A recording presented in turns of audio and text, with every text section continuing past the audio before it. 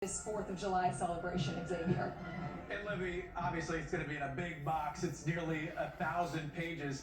Can you really quick, just talk about a lot of people this last week, right? About 7 days, everybody's been zoned in on it. But this, getting it passed, was months in the making, negotiations after negotiations. Can you talk about that a little bit in the process getting to this point?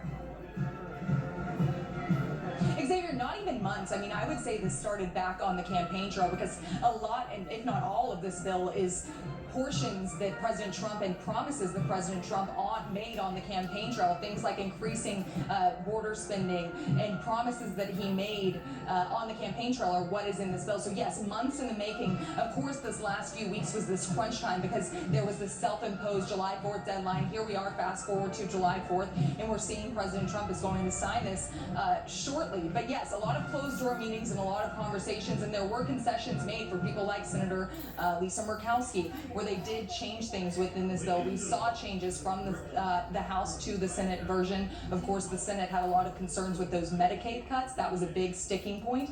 But now, fast forward, here we are to the president expected to sign this on the White House South Lawn at the deadline, the July 4th deadline that he imposed at the beginning of his term, Xavier.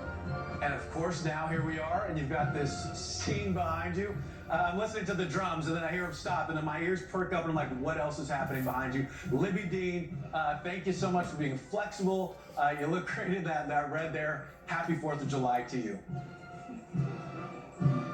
Happy 4th, Xavier. Thanks. All right, back with us now, News Nation contributor Denise Gitcham and Democratic strategist Kayvon Schroff. All right, team. Let's talk about this. Libby D just laid it out. You see these live pictures here. There's about to be a celebration. Denise, North Carolina Senator Thom Tillis, one of 3 Senate Republicans to vote against the bill, compared President Trump's promise not to cut Medicaid to President Obama, telling voters if you like your health care plan, to sell Obamacare. What do you make here? What do you think?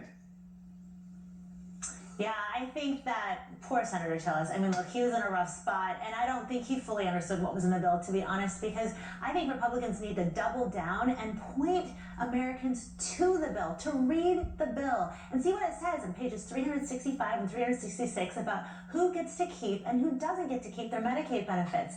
And if Democrats want to be the party that stands on the side of people who stand against the American dream, which is, contributing to your own personal responsibility for caring for your health care, Republicans are going to stand on, we're preserving Medicaid for those who actually need it, and not for illegal immigrants and those who are able-bodied, not caring for dependents, who should be required to do something productive with their life 20 hours of the week,